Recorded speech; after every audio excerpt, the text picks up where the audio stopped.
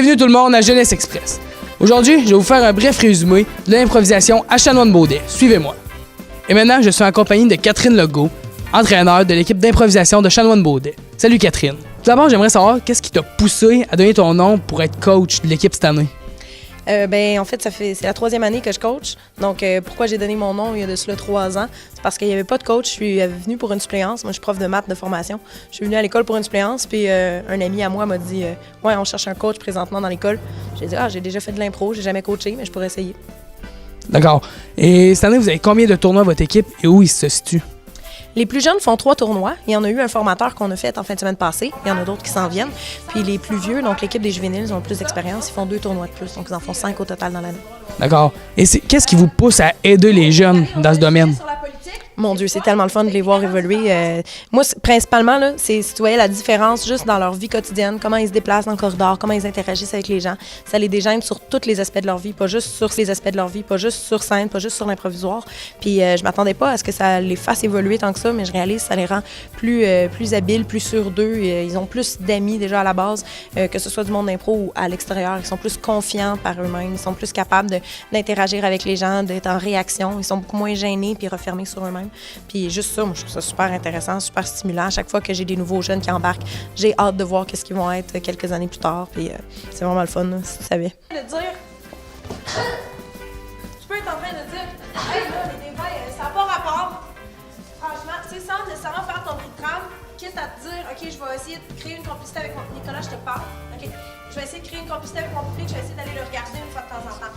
Oui, tu t'adresses à lui, mais quand tu réfléchis, quand tu prends une pause, quand tu respires, tourne-toi vers le public, pense 2 secondes, qu'on voit ta face une fois de temps en temps. Question que tu viennes rechercher l'intérêt du public vers toi. Tu peux même regarder des gens spécifiquement dans le public.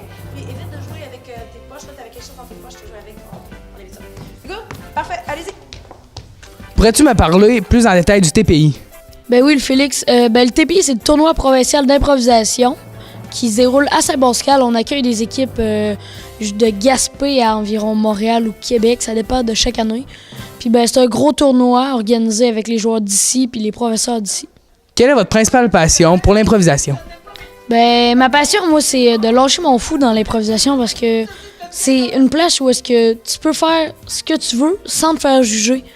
Comme on a des histoires, genre tout ce qui nous passe par la tête puis qu'on dirait pas en classe ou dans la vraie vie de tous les jours, on peut le dire là sans se faire juger. D'accord. Votre coach, Catherine Legault, en quoi elle vous aide? Elle nous aide à développer des personnages, des histoires, puis tout le déroulement. Je ne saurais pas comment vous expliquer précisément, mais c'est la construction d'histoires, puis les personnages, là, comme je dis. En fait, elle vous donne de la structure pour que vous soyez encore plus solide. Ouais, ça plaît ça. Tout d'abord, Jacob, j'aimerais savoir si vous avez des tournois à l'extérieur de la ville de Saint-Pascal. Eh bien, oui, on en a eu un en fin de semaine passée à Rivière-du-Loup. C'était un nouveau tournoi qui a eu lieu cette année. Ça s'est jamais produit dans les autres années. C'était super fun, c'était super amusant. D'accord. Avez-vous été glorieux de ce tournoi? Non, malheureusement, il manquait 1 point pour se rendre en demi-finale. Mais on a quand même eu du fun, on s'est amusé, puis c'était vraiment cool. Toute l'équipe, vous devez être fiers de vous, j'imagine? Oui, on est très fiers. On a fait des belles impros, ça a super bien été. D'accord, j'ai entendu dire qu'il y avait un tournoi d'improvisation à Saint-Pascal. Est-ce exact? Oui, eh bien, il s'agit du tournoi provincial d'improvisation, ou si vous aimez mieux le TPI, c'est le plus gros tournoi qu'il y a au Québec, puis ça se passe dans notre école, c'est vraiment le fun. Puis il y a toutes les équipes du Québec qui sont invitées. S'ils veulent venir participer au tournoi, ils peuvent. Il y a aussi le public qui est invité à venir nous voir. D'accord, merci Jacob. Avez-vous des invités spéciaux comme l'année passée? Ève Landry, je sais qu'elle était venue.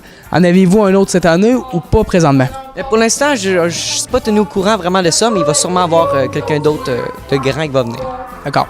Quelle est votre passion principale pour l'improvisation? Et moi, ce que j'aime vraiment de l'impro, c'est pouvoir m'exprimer oralement comme je veux, pouvoir jouer des personnages, pouvoir faire vraiment tout ce que je veux dans le fond, tout laisser sortir ce qu'il y a dans ma tête, voir mon deuxième côté.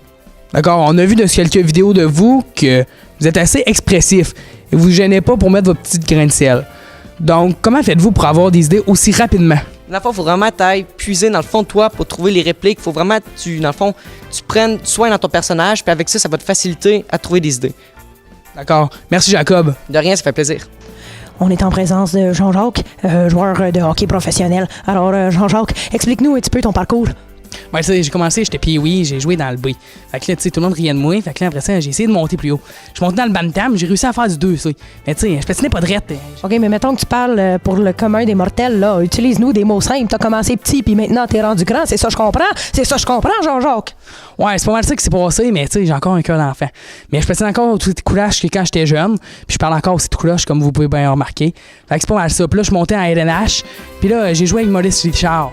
Là, parenthèse, là, LNH, là, pour les matantes assises sur le divan, LNH, on parle de la Ligue nationale de hockey, là. On parle du national, là. Ouais, c'est pas rien, là, tu sais. Faut mettre du temps là-dedans, là. Puis on s'est mis une petite top avant la game. On joue comme faut, puis 2-3 buts par game. On a pas des fun. Ah, ben c'est bravo, ça. Bravo, vraiment. Ça, c'est un champion. Hey, on vous revoit la semaine prochaine, hein? Ça nous fait plaisir. Merci. Hey, là, bye, là.